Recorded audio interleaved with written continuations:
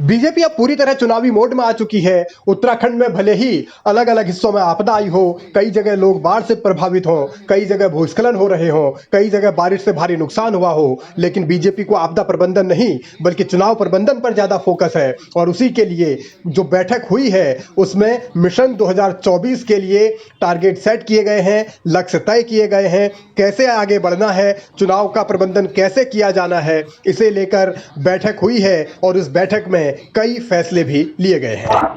देखिए, लगभग 1 घंटे से ज्यादा बैठक चली है और अगस्त माह के कार्यक्रम को स्वरूप देने का हम लोगों ने काम किया है। मुख्य रूप से इस वर्ष भी हर घर तिरंगा इस कार्यक्रम को फिर हम व्यापक विस्तार रूप में हम लेंगे।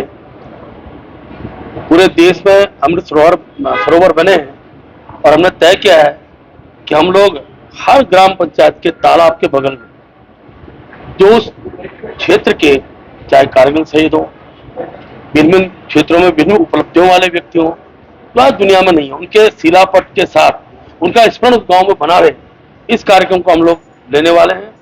मेरी माटी मेरा देश मेरी माटी, इस कार्यक्रम के तहत शहीद परिवार के बहुत धार्मिक उस क्षेत्र के प्रमुख धार्मिक स्थल की माटी को लेकर और फिर जो हमारा कार्यक्रम है उस माटी को लेकर अमृत कलश यात्रा ये निकलेगी।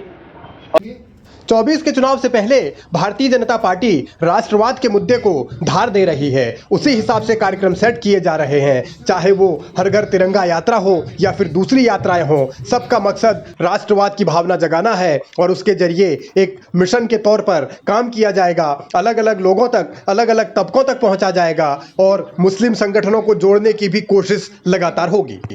समाज के ऐसे वर्ग जो अभी तक हमसे नहीं जुड़ पाए, उनकी संख्या कम संख्या में जुड़े हैं, ऐसे लोगों के भी व्यापक कार्यक्रम इस बीच हम लोग करेंगे। और मुख्य रूप से जो नगर पालिका, नगर निगम के चुनाव हैं, अपने सहकारिता के चुनाव हैं, उन चुनाव की दृष्टि से भी कार्यकर्ताओं के कार्यक्रम विभिन्न क्षेत्रों में उनके पर्यवेक्षक के रूप में भेजने वाले हैं।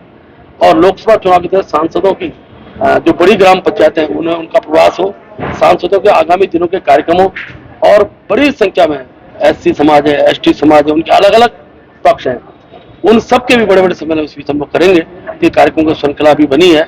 इसके साथ साथ मंत्रियों के प्रवास अब ग्रामीण में हो, अटल चौपाल पुनः हम प्रारंभ करने वाले हैं।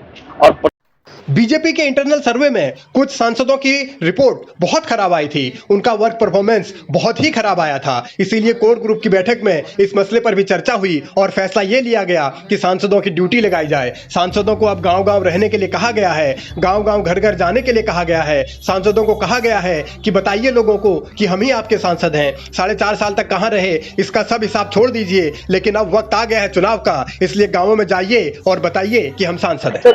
कांग्रेस इस बार करीब बड़ी टक्कर देगी उत्तराखंड में, आप कहीं देख रहे हैं कांग्रेस को? भगवान उनको इस लायक बनाए। आपने पिछले चुनाव में भी देखा था, वो आराम से बैठे हुए कर रहे थे, एक बार बीजेपी एक बार कांग्रेस। आज के उत्तराखंड के क्रांतिकारियों ने मन बना रखा है, जैसा उत्तराखंड उन्होंने देखना था उस उत्तराखंड के अनुरूप भारतीय जनता पार्टी की सरकार चल रही है, तो इसलिए लगता नहीं मुझे उनके लिए कोई स्थान है।